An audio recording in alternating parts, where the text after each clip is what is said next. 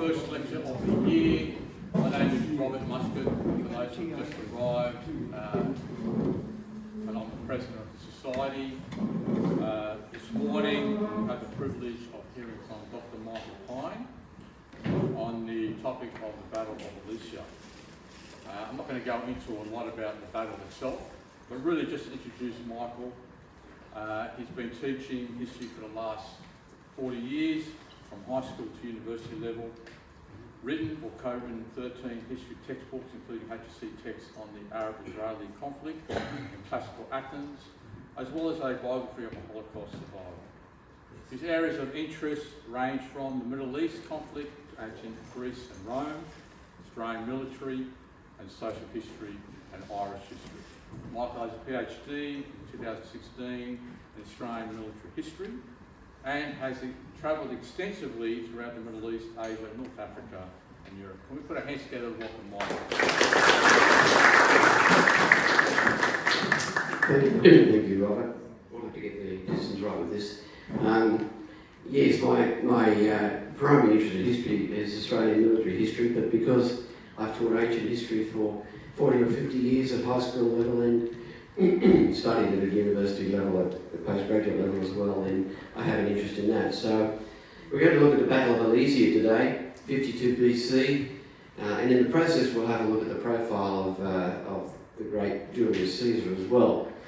I say great as in he's achieved a lot. I wouldn't say great in as he's a very nice person. However, we'll see how we go.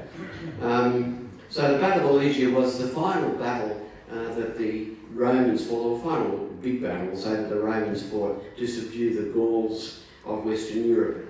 That includes France, Belgium, Switzerland, southern Germany, the lowlands, etc. So it's quite a big area, and Julius Caesar had just spent the last 7 years subduing them, and this is the final climax for that campaign. Now, you will see when I put up the screens here that I put a lot of text up, which is breaking all the rules of PowerPoint presentation. The reason I do that is because the alternative is to just put a few dot points there, small ones, and then have written notes.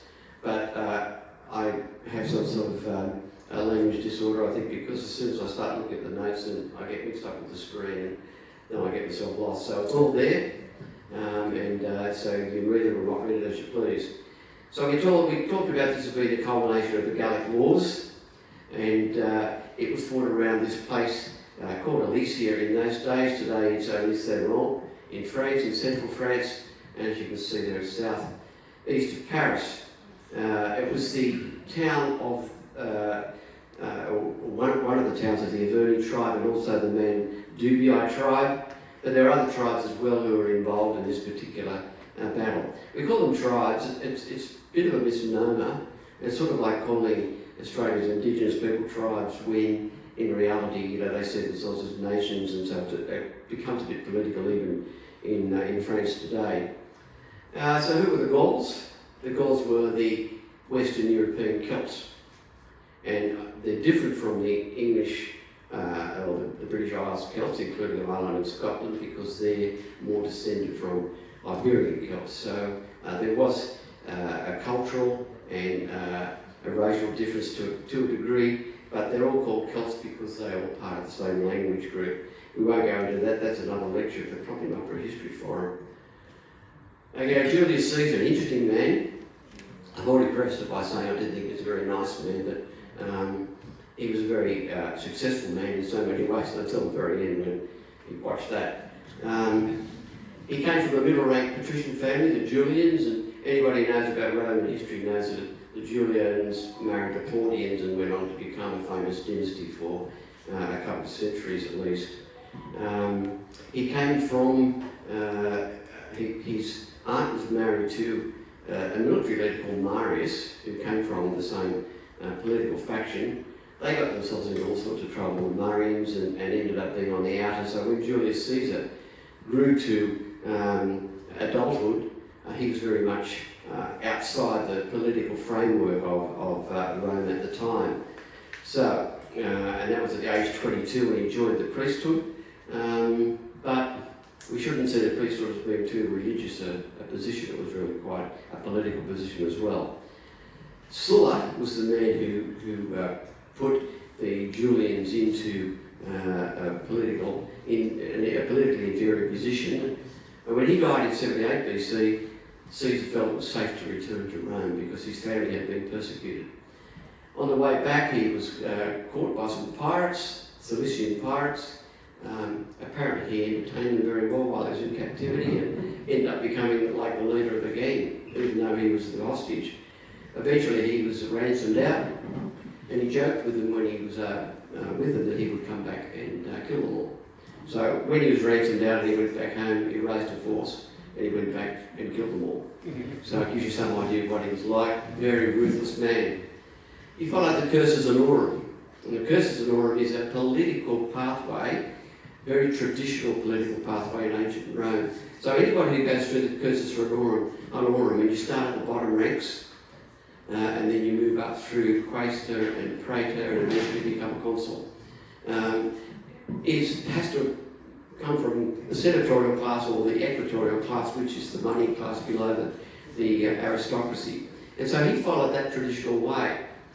But he didn't sort of follow the traditional way of getting elected legally, as it were. He bought every position he ever had with bribery. And in the process, he got himself into a lot of debt, which is one of the reasons why he went gallivanting off to the provinces. He was called Long Sleeves because Sulla, who was the political enemy of his family, said that, he said at the bottom of my point, beware of that boy with loose clothes. Now this is really quite unimportant in one way, but in another way it's important because he started a cult, a following of young aristocrats who followed him with his clothes. You know that togas, of course, were always exposed the arms, etc., traditionally, but he didn't like to do this. It scandalised people and it set him apart from other aristocrats who would end up being his enemies.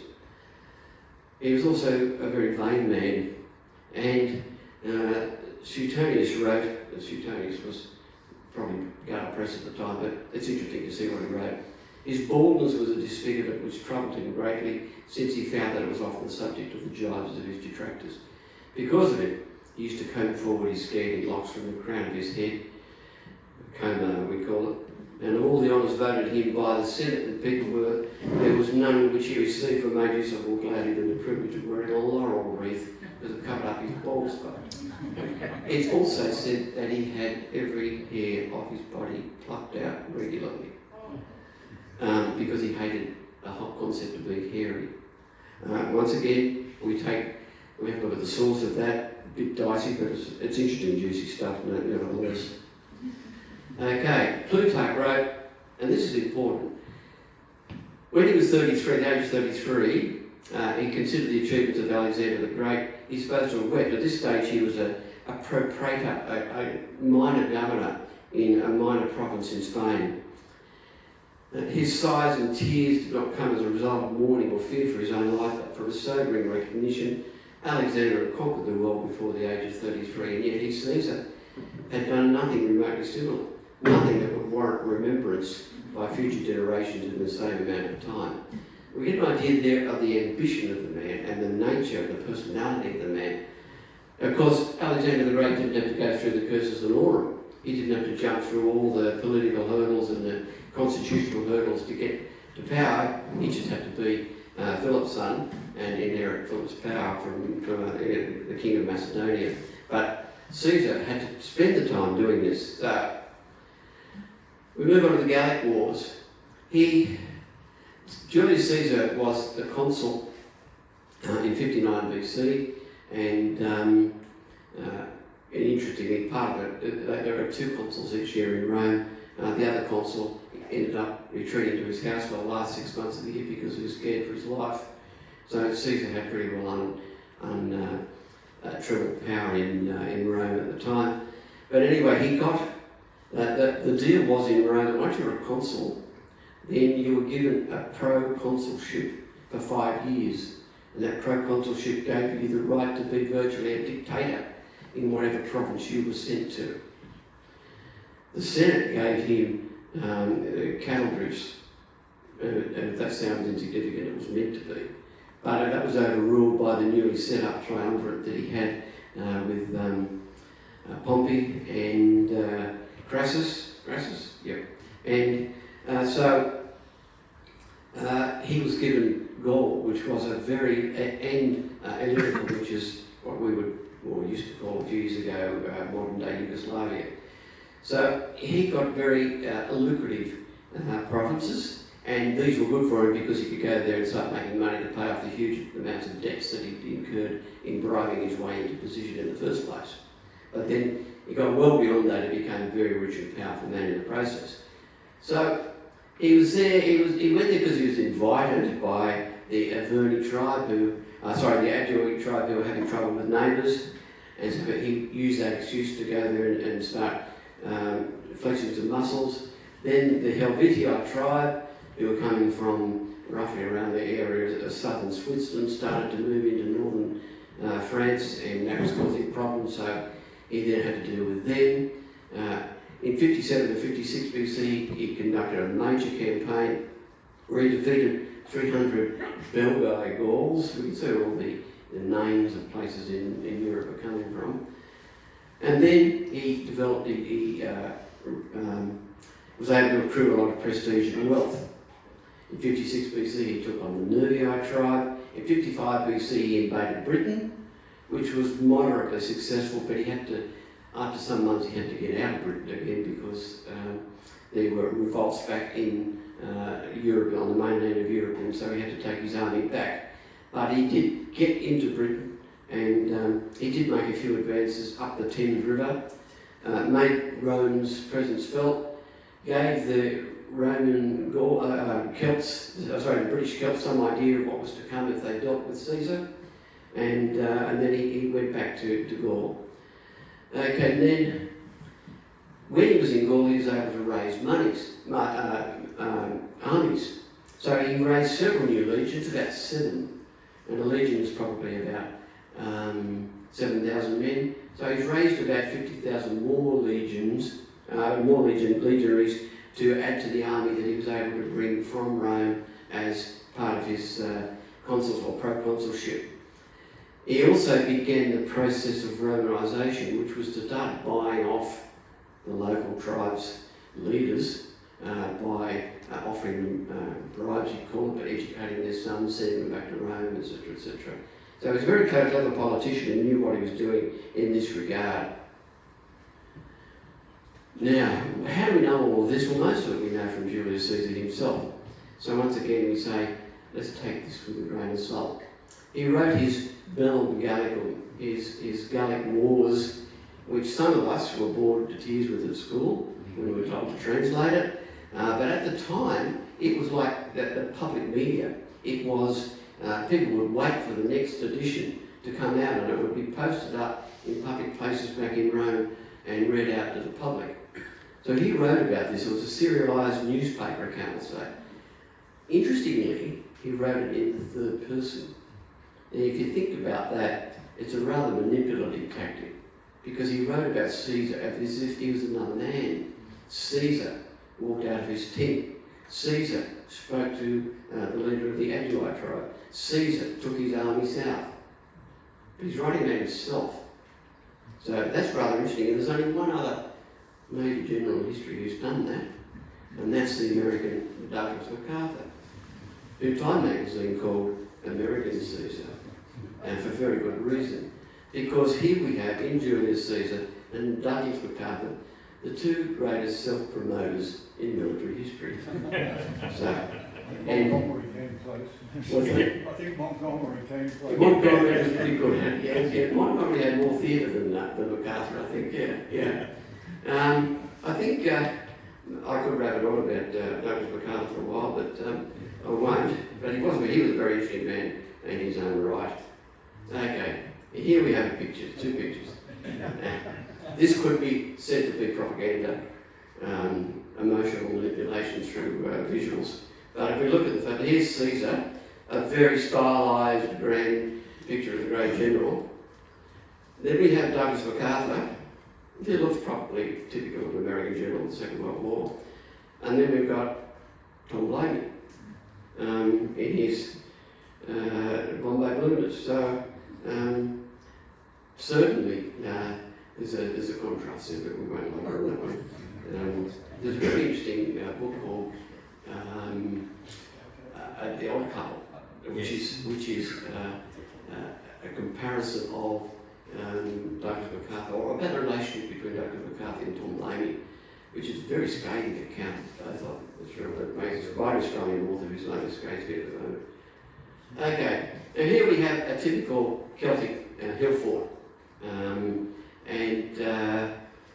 This one's in, as you can see, it's in Durham in the UK, but it gives you some idea of what they were like. They were heavily defended positions. They were designed, as castles were in the Middle Ages, to protect civilians at the same time as being able to be a military base, a base from which you could project your force out. And it was heavily defended. You can see all the defensive moats and trenches and so on. And so this is what we're talking about when we come to the Battle of Alesia. It's interesting just to look at the difference between the Gallic and the Roman warriors at the time.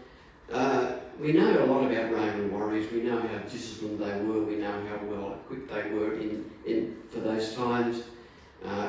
If you read into the development of Roman weapons, they went from long swords to those short swords down there, the gladius you can see at the bottom of that picture. They had that rectangular shaped shield which could be put together to form various defensive positions. The famous turtle was one of them, where they put them around them and over their heads, and that protected them from projectiles. And they were quite heavily armoured. The Celtic warrior on the right side there is probably more mobile and more flexible in his movements. Different shaped shields, more like the ancient Greek shield, where he put his arm inside it, and you couldn't get your arm out very easily, so you had to sort of fight with that shield on your left side all the time. He was more likely to use his javelin than the Roman soldier was, although Roman soldiers did carry javelins as well. But the Gallic soldiers used to rely as much as anything on bravado and courage as they did on discipline and formation.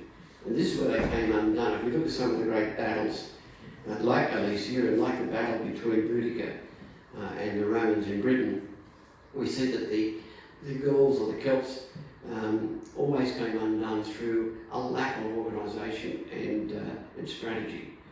So there we have the two protagonists on the battlefield. Okay, now, in these years from 59 BC through till 53 BC, 52 BC, we see Caesar increasingly imposing Roman force and influence on the people of Gaul. They felt threatened, they felt an existential threat, and so they should have. He was threatening their independence, and worse, he began to threaten their religion. One of the things that the Romans hated intensely, and I always think it's a great irony, they hated human sacrifice. They would not have anything to do with any people who they thought were carrying out human sacrifice. It's one of the reasons why they didn't like Christians, because Christians used to boast of eating the body and the blood, etc. You know that story there, even though that was a metaphorical, symbolic thing. A lot of Romans interpreted that literally, and it's one of the reasons why they were so hard on the Christians in the early days. But we know that the Celts, all over the Celtic world, practiced human sacrifice for one reason or another, and they practiced it right through until the Middle Ages, because we still find bog bodies and ritual sacrifices from back in the 1100s, 1200s AD. So, when they felt their religion was being tested or threatened, then they began to think about joining together. They had been at war with each other all the time. The Celtic tribes were more likely to fight with each other than they were with the Romans. Similarly, the Greek city-states were always more likely to fight with each other than they were with Persians. It was only when they had a general threat, a communal threat, that they came together. So, they used to have an annual religious festival in the land of the Carnutes, and that's around Le Mans tours of that part of central France. And people would come from all over the Celtic world, even from Britain, to that festival. There's even evidence that they came from Turkey, where there are there were large Celtic communities in Turkey, such as in Galatia. So when they came there, they had their annual reckoning where they would be doing religious conferences. But the Romans were threatening the very existence of this reckoning ceremony. So, feeling an existential threat, they were unified, but they had to find somebody to unify them, so it turned out to be Vercingetorix. Vercingetorix was from the Averni tribe, and his name means, as you can see, Supreme Leader of Warriors. There'd been nobody like him before in the Gallic world, nobody who had this aura or this authority. He had to earn the authority. He had to defeat his uncle Gobernitio in a battle where he used an army of the poor, which is sort of symbolic of how he was going to present his position to the people of Gaul. He also pursued more modern warfare, in fact, in that he began to he cleverly develop the ability to use cavalry, and his cavalry turned out to be quite effective, and the Romans were quite worried about Gallic cavalry in these wars, especially in the battles leading up to Alesia. So he gained the confidence of these people, he forced his way into a position of power, he united most of these tribes, although some of them stayed with the Romans. But in 54 BC, he was proclaimed the king of all of the Gauls. But just to make sure that he kept his position safe, he took hostages from each of the tribes. So if you do anything which is going to upset me, or you look as though you're not going to be loyal to the cause, then so much for your hostages will just slash their throats. Or garrote them, which was a very popular way of executing people at the time. Then he began his scorched earth policy, moving along to the final battle of Alesia. He realised that the Romans were going to come at them and come at them and come at them, and there would be a final battle. So he tried to destroy the resources the Romans had in the local area to keep their armies there. It had some effect, and Caesar had to send his armies a long way away for some time to be able to keep them supplied. And he was also attacking all the Roman supply trains and foraging parties and so on. So he was giving them a very hard time. Before he came along, Caesar thought he'd nearly subdued all the Gauls, and then suddenly it just popped up and it upset him considerably. So he went to the hill forts, Vercingetorix, and there were several battles around these hill forts. The siege of Aracum in 52 BC, Vercingetorix left the town untouched. He was going to include this as part of his scorched earth policy, but they begged him and begged him to leave them alone because he was going to burn their town. So he thought they could defend themselves, so he left them. Caesar came along, besieged the town, it fell in 25 days, and he had the whole 40,000 inhabitants of the town murdered. This is not unusual for Roman times.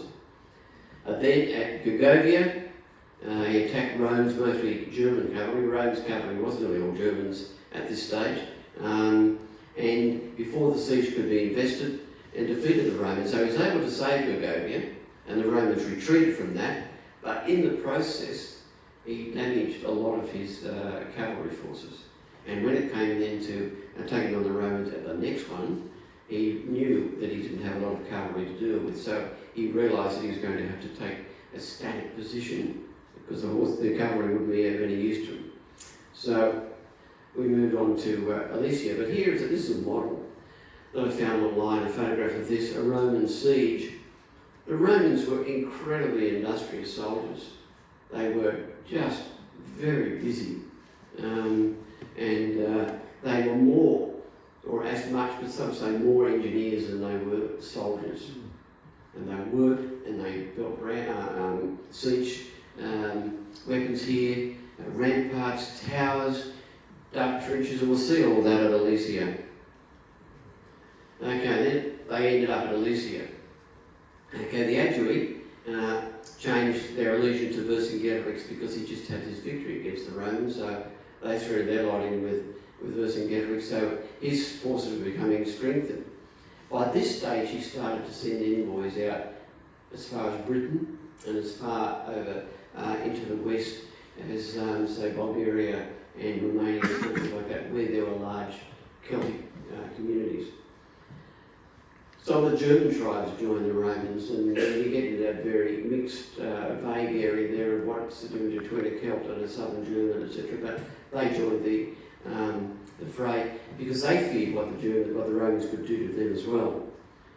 Vercingetorix had lost a lot of his cavalry, as we said, so he took his 40,000, mostly infantry, to Alesia to displace this hill fort they used to call an Oppidum, and it was the town, I think, named Dubii.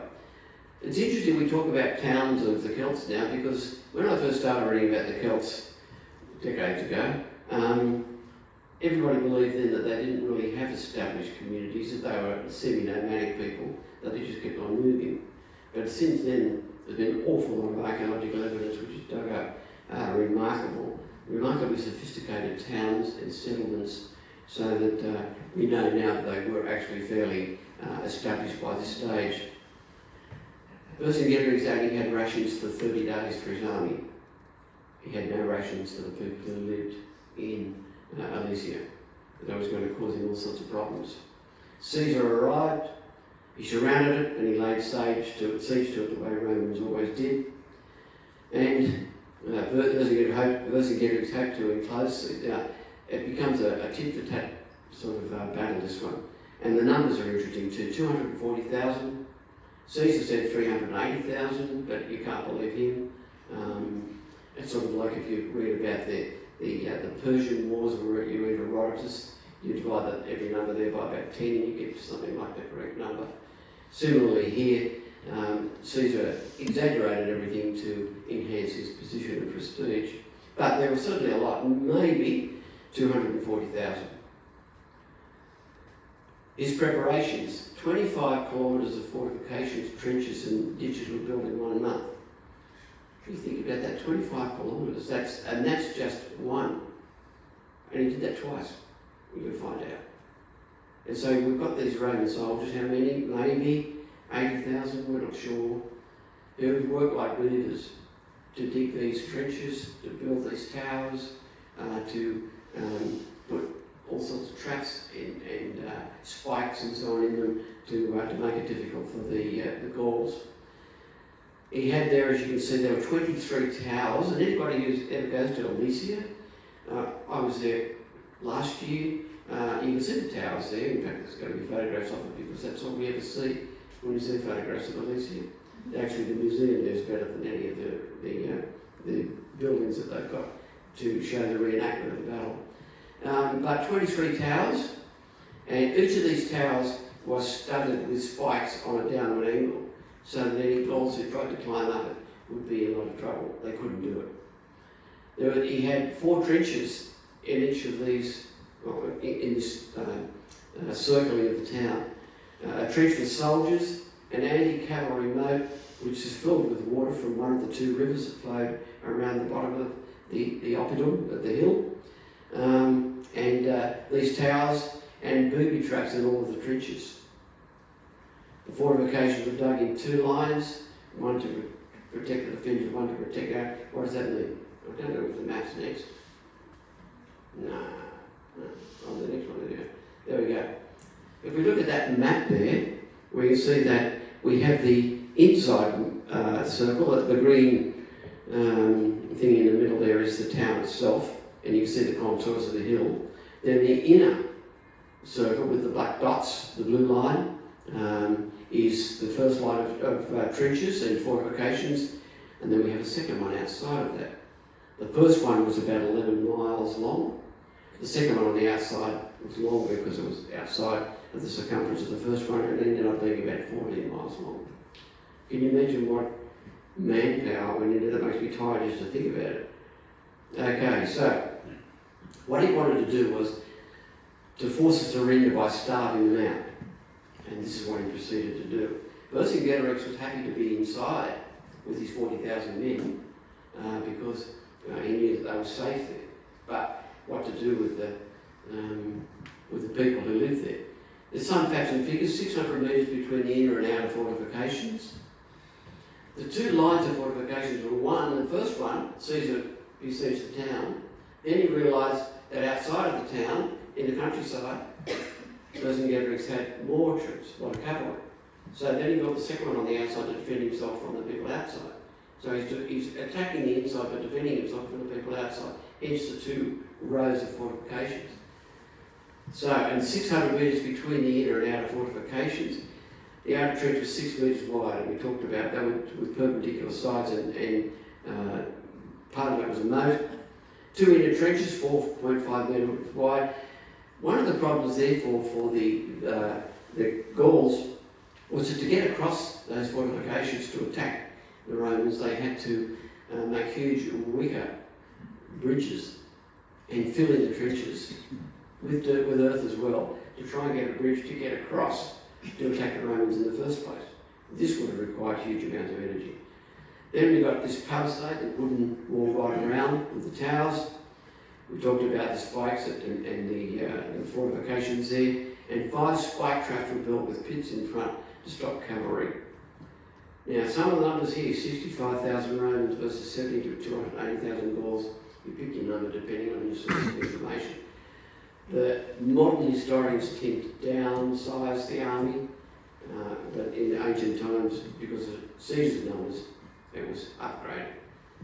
Okay, so here we get some idea. Now, the photograph down the bottom is one from the modern rebuilding at Alesia itself of the fortifications.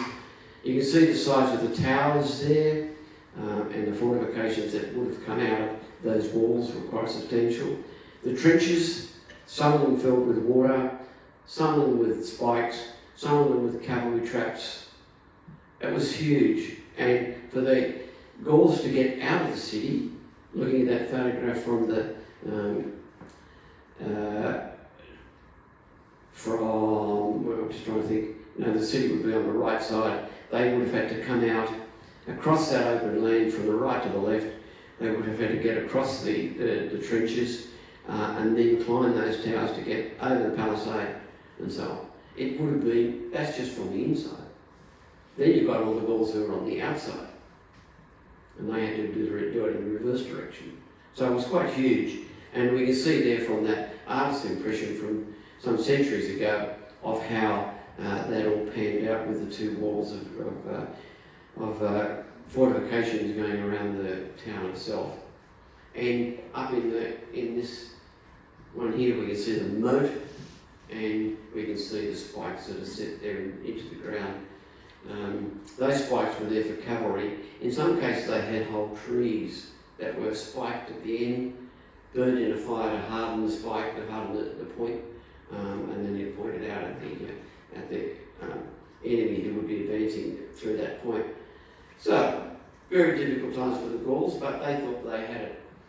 Vercingetorix thought that with his fortifications inside, his 1 month's rations for his troops, that he would be able to hold out the Romans. But there was a problem, and this was the people who lived inside the town.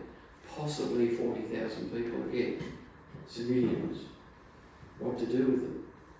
Well, in those days you didn't really worry about it, so the Gauls sent all the old people and the wives and the children out of the oppidum, out of the fortress, into that middle area between the two fortification walls, with hope that Caesar would feed them. But remember, Vercingetorix had just conducted a scorched earth policy. And Caesar, who was already supporting well over 100,000, probably more soldiers, probably double that, himself, had very little supplies left to be feeding 40,000 civilians. So they left them there. And half of them starved to death in that 4 weeks. Children, women, it was cold, some of them died from exposure, and they just lay there in that middle lane. And in the process, the Gauls would make a break out from the town and sally out, and they would attack the Romans. They would be running over the bodies of the civilians before they were pushed back inside the wall again. And the Romans would come through and advance over the civilians to attack the palisades. So it was very hard for civilians. Okay, so, but he couldn't feed his own men, let alone all these civilians. Okay, so the battles. The battle went on for about 3 or 4 days, but there was the first and second day were crucial. The Gauls from the relieving army camped outside the walls. So now we have a relieving army. What Vercingetorix did was, when he realised that he was completely surrounded by the Romans and that the inner fortification wall was very hard to get through, and when he realised that was being built, before the Romans could build that wall, he sent some of his officers, his senior commanders out into the countryside and hundreds and hundreds of kilometres away to round up as many reinforcements as he could. So a second Gallic army was raised from outside of Alesia, and it came and it camped about a kilometre and a half from the outside fortifications. It was a huge army, some say up to 60,000 in this outside army. So we've got the situation, we've got the Gauls on the inside, we've got the Romans at the 2 fortifications, and we've got the Gauls on the outside, which made it particularly complicated. So when Caesar realised this was happening, and he knew this because they had captured people they captured deserters, they captured men in battle, then he realised that he had to deal with the people on the outside as well. So he sent his deputy, Mark Antony, out into the rest of Gaul to round up as many soldiers as he possibly could from the Roman settlements all around Gaul, and they had to march in great haste towards Alesia as well. So now we've got the Gauls on the inside, we've got the Romans on the middle, we've got the Gauls on the outside, and we've got the Romans on the outside. So it's going to build up to a huge, huge battle. Okay, so we've got these Gauls from the relieving army which camped outside the walls. They were waiting for a combined action when Vercingetorix would attack from inside and then they could attack from outside to try and attack the Romans in both directions. But they were pushed back when they tried their first assault. They were pushed back in the first day. The Romans had some difficulties in building their fortifications because it was on a very steep hill, and there were places where you couldn't put a palisade into the ground, where you couldn't build a wall, where you couldn't build trenches, you couldn't build moats. So Caesar built encampments. There were about 3 of them at various places, mainly in the northwest of the battlefield, of these encampments which held 2, sometimes 3 legions, so 20,000 men each, maybe. And so they filled the gaps where they couldn't build the reinforcements. They couldn't reinforce the walls. So this was what the Gauls had to do to attack and try to defeat the Romans on the outside. So eventually these positions which the Gauls would consider to be weak points would be the positions that they would attack. So on the evening of the second day, the Gauls attacked again. They had moved their troops into position on the outside, and they given them the whole day to sleep after their long march, and then they attacked. But there were problems for the Gauls here because from the outside they had to attack uphill, and from the inside they still had to get out through all the defences. So the Romans then had to defend once again against the Gauls coming from inside and the Gauls coming from outside. But the Gauls didn't know at this stage that Caesar had amassed a huge army, mainly cavalry, on the outside as well. They were hidden over the other side of a hill, a small mountain, and they were in position there until they could be used. There were other generals there at the time that Caesar had to rely on. And it's interesting that most of the generals that he relied on and that fought for him so well in this battle ended up being men who were in the conspiracy to kill him 8 years later.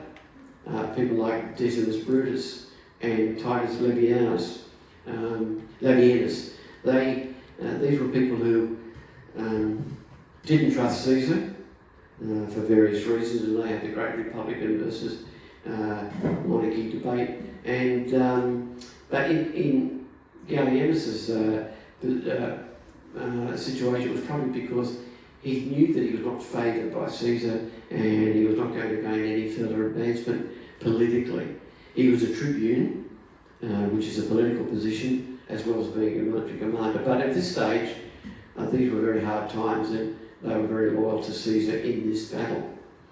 So, Mark Antony and Gaius Trebonius brought in troops from the other camps, and when the Gauls were aware of the fact that the Romans were on the outside, they withdrew from those positions outside the walls, fearing they would be surrounded by another ring. The Gauls inside then had to fill in trenches before they could attack the Romans on the inside. And they spent the whole of this night and the next day doing that, and pulling down what they could in the palisades. They pulled down one whole tower, which gave them a bit of a weak spot that they could attack and get at the Romans with. And then when the battle occurred, now here's an artist's impression, you can see what it was like. But I think what we have to do is look at these battles, is stop and think of what it was like, what's the experience of the soldier of the day. We have here, you can see those men up there on the towers. We can see the Roman soldiers there in the foreground. The Gauls are coming from across the other side of the palisade. Every man here who died was either pierced or slashed or crushed physically by somebody else. If we look at the First World War, 80% of the men died from artillery. 80%. About 5%, I think, from machine guns and about 2% from rifle fire. Most of them in the First World War, and that's considered to be a primitive war today, were killed at long distance. Killed by men who could never see their enemy. Here, not only did you see your enemy, but he was there in front of you, and you were piercing your gladius, your short sword, into him, or you were slashing his neck. It would have been carnage. I sort of first became aware of this, what this was like in modern warfare when I was studying about the Battle of Plataea. Some of you know that was the last of the great battles in the Persian Wars when the Spartans led the combined Greek force in their final victory against the Persian invaders. And the Persians all retreated to within a camp area that they reinforced, about 40,000 Persians. And then the Greeks surrounded them, and by the end of 2 hours, they were all dead. All the Persians were dead. Can you imagine what that was like? And then what do you do with all the bodies? And what do you do with all that? It's pretty grisly. Anyway, there's another little side I'll talk about here too. The Battle of the Duke of Wellington in the final battle in 1815 against Napoleon's forces, the Waterloo. They killed thousands of men from both sides died. Some years later, when they went back, and they buried them all in mass graves, and they went back to dig up the graves and to bury them properly, they didn't find one complete corpse. Not one. Why?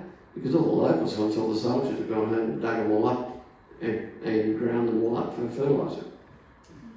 So, humans could be pretty cruel. And that was only 200 years ago, so imagine what we could do today. Okay, plugging the gaps.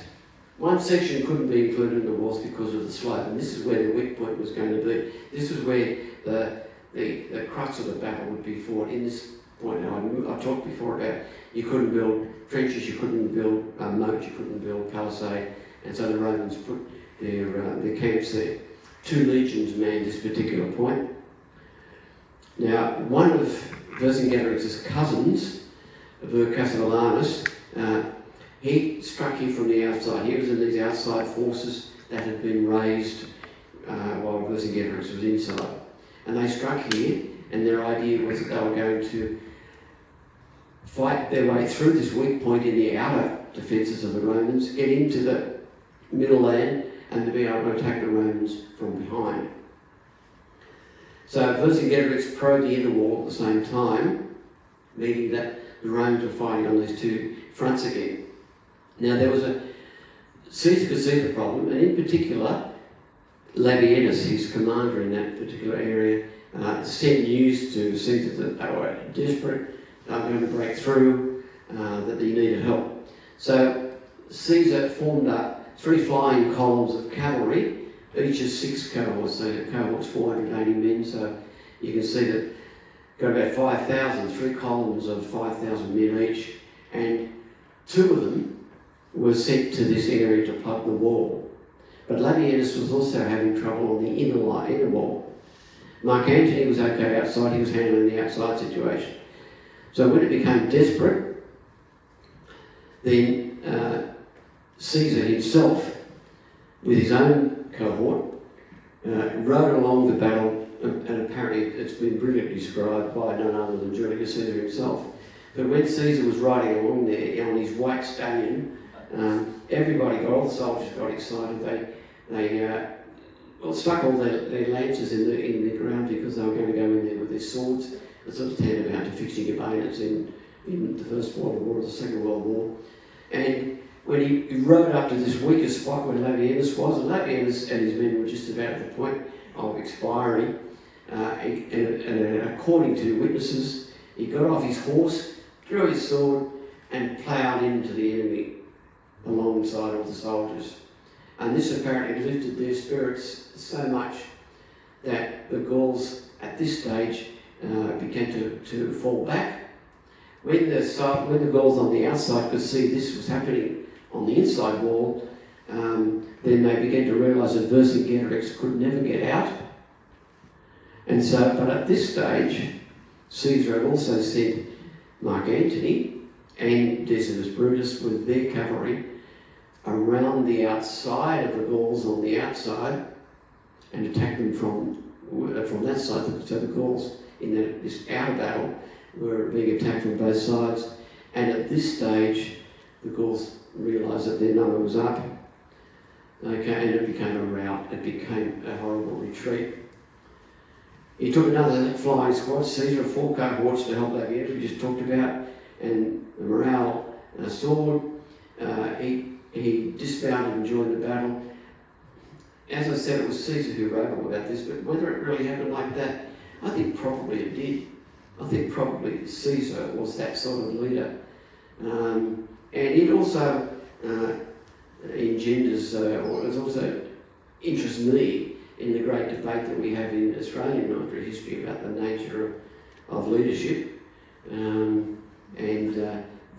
how officers and other ranks interact and how they can be inspired or how they can be soured depending on that relationship between them. The relationship here was obviously between Caesar and his troops was pretty good because as you can see there, we talked about it there before, the cohorts outside the walls began to repulse the Gauls on the outside, and when the Romans saw the cavalry in the rear of the Gauls, then they advanced. When Mark Antony and Brutus had taken their cavalry around the outside, and they could see that the outside Gallic army was being squeezed, the Gauls then lost the plot.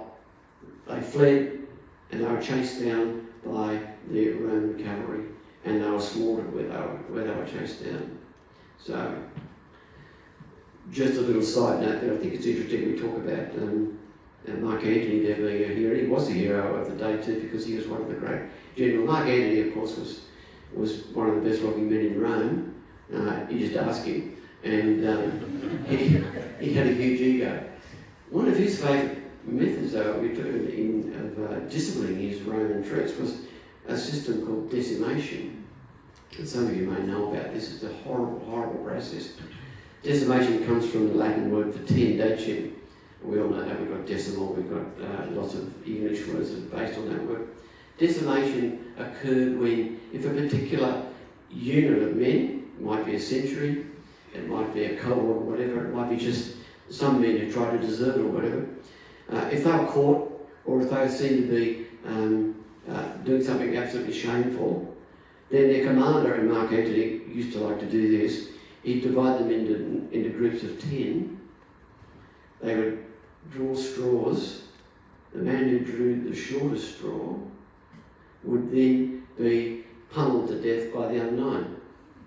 That was the punishment, decimation. So we get the word decimation, which means to be, pummeled out of existence virtually, and that's where that comes from. So it gives you some idea of how ruthless the Romans were, even with their own. Here's a picture from some of you have seen the mini-series Rome, which wasn't a bad mini-series, it showed the characters, the personalities quite well. They stopped making it because the set burnt down.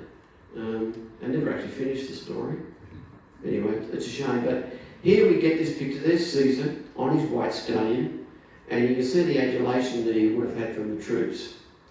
And one of the things about Caesar was he knew how to deal with his troops. If he had a great victory, he would let them have the weekend off, which meant that a blind eye was turned to anything they did for the next 2 days. There was rugby, village, whatever you like. It's what the Chinese did in Nanjing in 1933, whatever it was. So that sort of thing was pretty typical for the Romans at the time, and they were given slaves. The individual soldiers were given slaves. They were allowed to keep booty that they were able to pull in the battlefield, etc., etc. So it was worthwhile being a Roman legionary at times, because if you had a good general who had great victories, you could become quite wealthy. And of course, then at the end of your 20 or 25 years, you were given a farm as your superannuation. So long as you had all 4 limbs intact and both eyes, you could have a reasonable life after it. But there was this cult of the personality at the time. Surrender. Okay, so what happened then? These soldiers who were outside, the Gauls, those who could run away got away. Many of them were killed. The Gauls discovered they couldn't breach the walls, and so Vercingetorix and his commanders met inside, realising that they were trapped. They called a council meeting of all the tribal leaders who were there, and he offered, Vercingetorix, to hand himself over to the Romans to save the rest. But Julius Caesar said he wanted all the tribal leaders to be handed over. So they were all handed over, including Vercingetorix, which is a great loss of honour and prestige on Vercingetorix's part. And then the Gauls all the Gauls there became the possession of the Roman legionaries to be sold as slaves.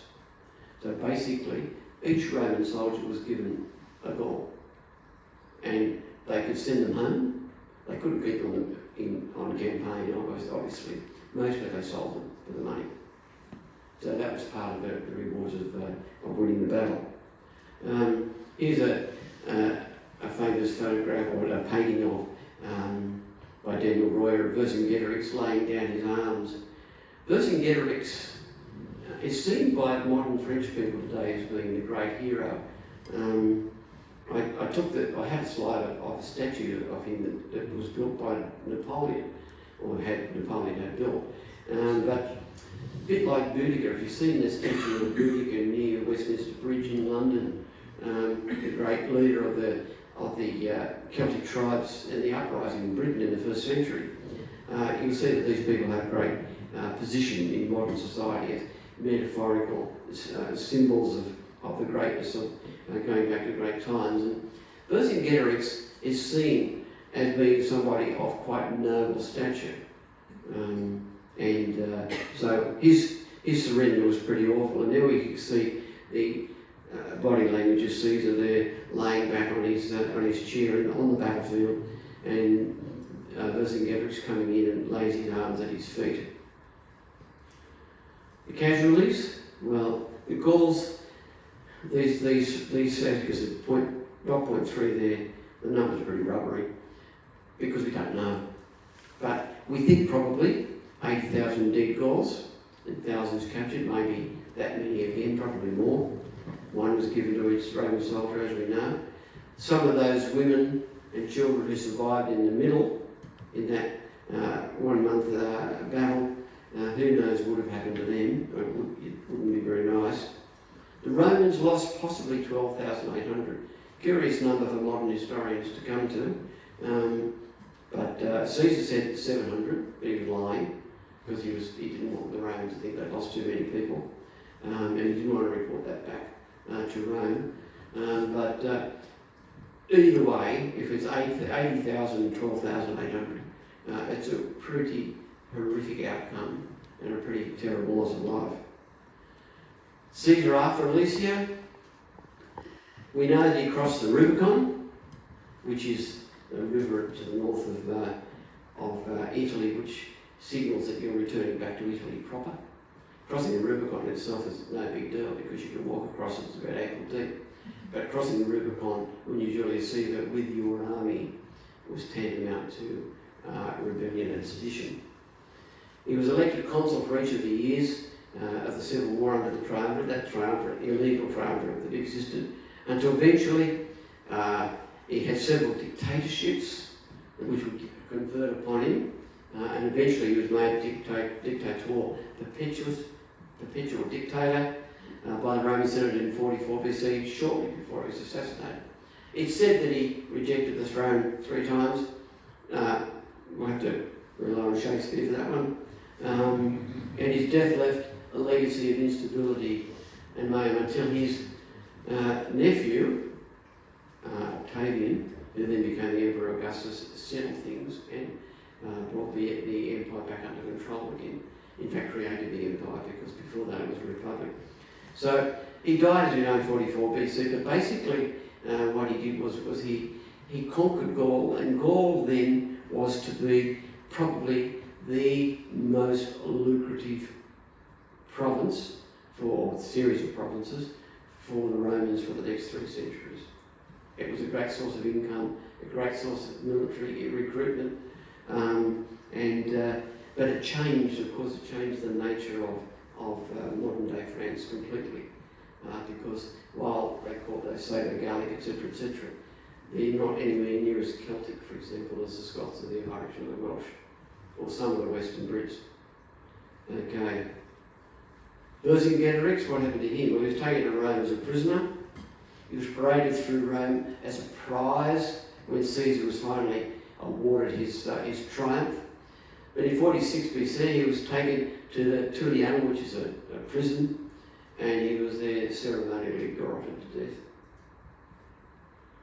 So that's the end of that. That's the end of that story. So that's Alesia, great battle. Why is it important? It's important because the Romans at Alesia finally dominated the continent, or that part of Western and Central Europe, which would become central to their power for the next 400 years, 500 years, but which would then, even though the Western Roman Empire collapsed, it became the powerhouse of cultural change and political development that has flowed through to today. So that was quite an important battle.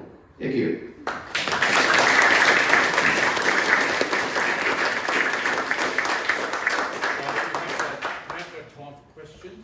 Raise your hand. Just speak as loudly as you can, just to project your voice. Yep. Right. So I'd like to ask about the sort of logistics and communication in Alesia. How would the different Gallic forces be able to communicate with each other?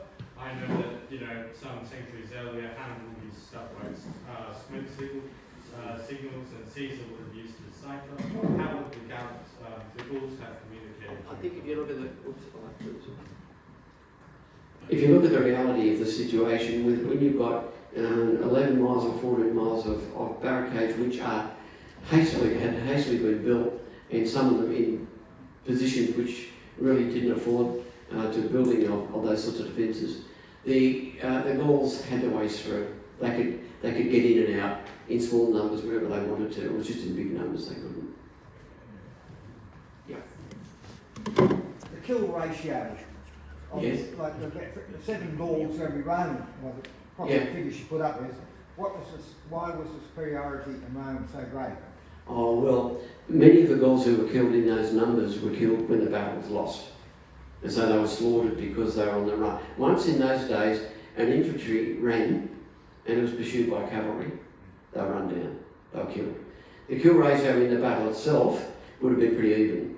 It was only right at the end when everything was lost that so many Gauls were killed. Yeah. No other questions? Okay. Fine. Can we put our hands together? And Sorry. Oh, I'm sorry, I missed that one. Okay. I was just wondering about pride. They don't think it was because of all the complications with the timber. Why causes think of using pride to destroy the fortifications? Because they probably wouldn't have burned very well because they were built by the Romans from freshly cut down trees. The Romans actually sent out foraging parties under Mark Antony. He was the man in charge of getting all the timber. So there would have been fresh timber. Mm. Could you tell us once again the effects this has had to France? The effect on France was that France, the Gaul, that's France and surrounding countries, became Romanised. Latin and Greek became the official languages. Gallic identity, Celtic identity was greatly diluted, and there was also a lot of inbreeding of various people from the Roman Empire. One of the things when we talked about the Roman cavalry as being Germans, within 3 centuries most of the emperors would be German, and the Roman Empire became a huge cross-fertilisation of cultures and people, so that by that stage a lot of the Gauls had lost their identity. Well, you still go to Gaul if you go to Brittany, and they still speak a form of Gaelic there. My son's mother-in-law was from there, and she's very Celtic, and I've been to some of the local inns with them, and it's like going to Ireland or Wales. But that's only in that far northwestern area that the Romans didn't have a lot of sway. If you go to the main parts down in the central part of France, they lost it all, became highly Germanised. Thank you. All right, well, let's put our hands together and thank you.